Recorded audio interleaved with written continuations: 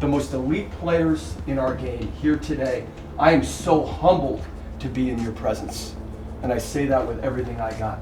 To be able to put your teammates, the cause, our cause, and this whole deal we're about to embark on here throughout the entire summer ahead of yourself. That is a great man, that's a humble man. That's what we're trying to be. When this job first came across you, what attracted you most about it, and why did you ultimately take it? Well, I think it's my relationship with Paul Rabel that started all this. You know, he reached out to me actually after I announced my retirement from college coaching, and Coach, what do you think? And the next thing you know, we're getting closer and closer, and then this incredible opportunity to coach the Atlas came across our desk, and could not say no to the bucket list was an opportunity we just couldn't pass up. I don't like being on the practice field and wasting time talking. You get better by doing. I don't care if you're Brian Costabile. I don't care if the tongue is hanging around your legs. You're going back to cut off the break. Did you always know you wanted to be a coach? I think so. I'm just not being good enough or athletic enough or big enough or fast enough to be a professional athlete. And just the competitive spirit in myself to continue on competing. The only real avenue to do that was through coaching. And then I think the biggest turning point in my career was to play for Jack Emmer at Washington Elite. Jack Emmer, good look at the very personable head coach from Army. And then to coach with him for 2 years in Army, he influenced my career like nobody else. His organizational skills, his discipline, his commitment, his love of the players, everything that I learned from him in those 2 years has impacted my career, over the last, as mentioned, 39 years.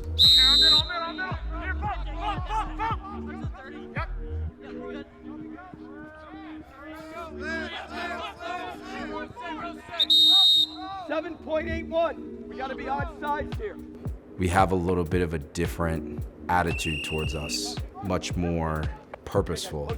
Every day of practice, almost to the point of it's like every second of practice, we're getting something out of it. He told us from the beginning that he's a big captain's guy, right? He wants our feedback. I have zero ego when it comes to this. All I care about is what is best. Chrome came to me and they want to do a controlled kind of scrimmage on, so I can see your reaction. Controlled scrimmage on tomorrow actually. Tomorrow, Monday afternoon for a half an hour, 40 minutes. Obviously your reaction is no to that. I just think we can get more out of doing our own thing, personally. Okay, and I'll tell you what my reaction is, but I want to hear yours, and I appreciate that. Yeah, I think more out of doing our stuff. And what's your rationale on that? What's your reasoning behind that? Everything is new so far, right? I mean, it's new, we're picking up on it, and I feel like we're getting good momentum. You guys are building on things.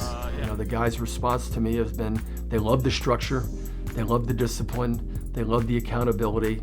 They want to know what's happening next. You can feel the level of focus from everybody, right? And it's obviously starting from the top down here, right, with our coaches and just everybody being dialed in. Let's go Bulls on 3, 1, 2, 3. His expectation is to help us take that next step and win a championship. Obviously know that he's got one of the best lacrosse coaching pedigrees in the world. He was at Duke, he was at Bryant, he's been an assistant coach and a head coach for Team USA, and he's had incredible success at all of those places.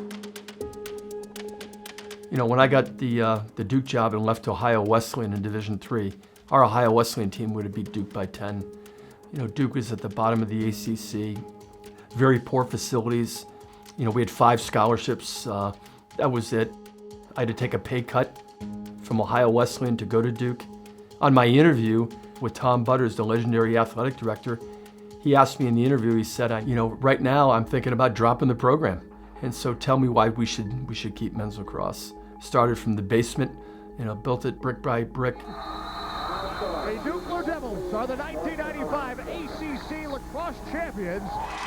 The Duke Blue Devils have upset the #1 seed Virginia Cavaliers. They are ACC lacrosse champions. What a game! Just a great win for Duke. 2 times in a row now, ACC champs. The 2005 Duke team was amazing. They were amazing, not only on the field, but off the field. The brotherhood, the selflessness, the determination to turn around, the 5-8 season from a year ago. They were not going to be denied. 18-9 the final for Mike Pressler. All around impressive team effort. Thoroughly dominate the Terrapins today. It's a very, very fond memories of that 05 team that lost to, like I said, to Hopkins by a goal in the national championship game. Johns Hopkins is a national champion. It is Blue Jay Way in Philadelphia.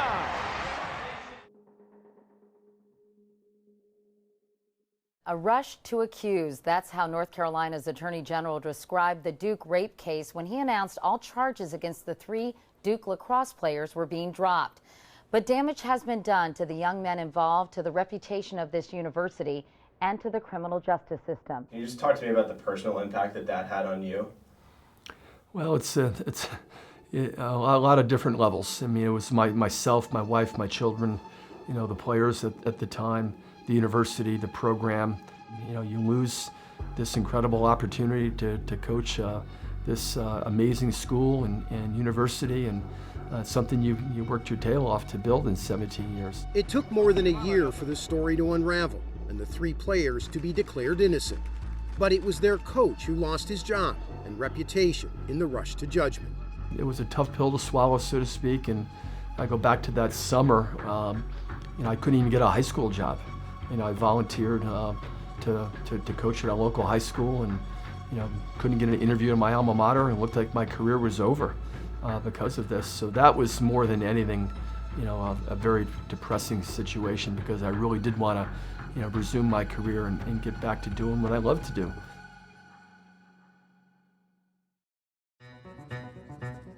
A fresh start, a new season.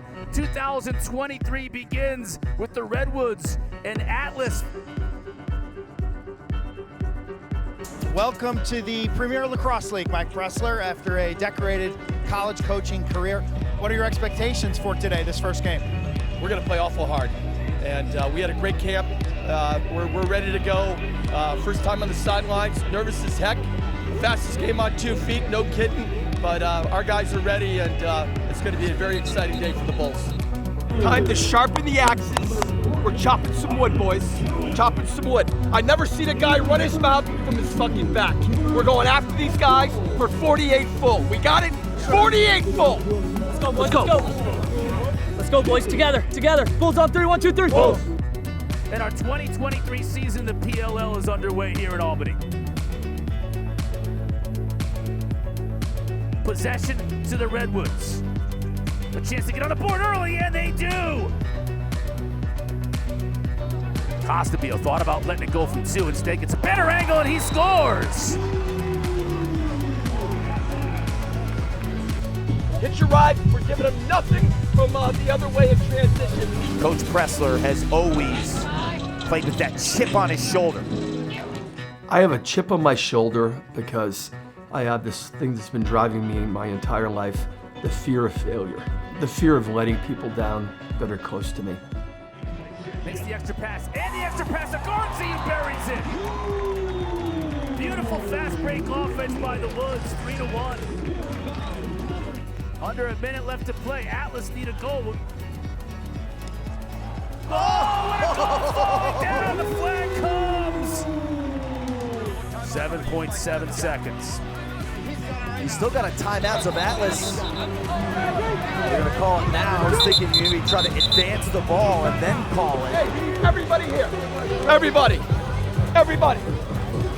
Have Romar shoot it from that end. Have Romar shoot it. Everybody got it, guys? There you go. Finish up 3, 1, 2, 3. Finish. 7.7 seconds. A lot of time is winding down. He shoots it there. He got a good. Law had a great opportunity. Score, Redwoods 13, Atlas 12.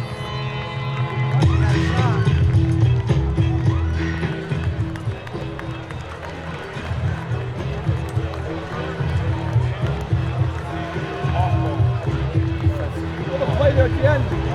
Got a crack. That's all, Aaron. Evil. Got a crack. That's all we can ask. I'm just doing what is comfortable for me after 40 years. Do you change some things? Absolutely. We're not coaching high school kids here. We're not coaching college kids. We're coaching grown men.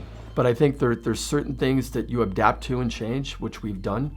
But then there's certain core things that are non-negotiable. If I have each player write a post-game evaluation after they watch the film, to eval themselves pro and con, eval the team pro and con. I gotta know how they feel. I gotta know what's important to them so I can navigate and guide the ship appropriately in a positive fashion. Costa Bill! Oh, Sting in the corner! Hello! And half number one comes to an end. We've got a good one here in Charlotte. 9-8 Whips on top of Atlas. What is the halftime response? What is it going to be? We got to come out of here in the first 5 minutes of the third and get after these guys in a physical manner. Getting after on fucking defense, you're chewing upset. You understand that? First 5 minutes, it's all blitz. It's all us, set the tone again for the second half. Let's fucking go, boys. Let's go. Bulls on 3, 1, 2, 3. Bulls.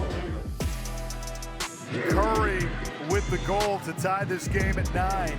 Gray lost it, and Law cleans it up. Rambo, Cyclones, and scores! Pulled even at 11 with 5.5 to go. Atlas use a timeout. Catch it and go, and we're setting that hard steel at GLE for you to catch and go. If you got a shot, fucking bury it. 15 on 3, 1, 2, 3. This is Chris Gray. Gray, jumper, and scores! And for the first time, Atlas have defeated Whipsnakes in the 5-year history of the PLL. First career victory for Mike Pressler as head coach. We're all men, but we started out this game as young boys, and the fun and joy the sport has brought to us, and to see the laughter and fun that they had when they were 10, 12 years old and they started playing, it makes it for a better locker room. It makes it for a closer group, and so far so good. That's been going strong for the Atlas. I think it means that guy's done a lot in this sport. He's been around for 42 years. It's his first one at the professional level. They don't count how pretty they are. It just means we got. Here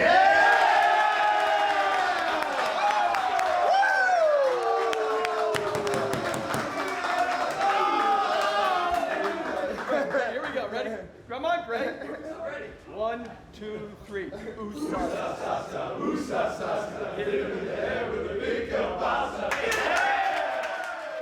For me, it's all about winning, but it's not winning at all costs either.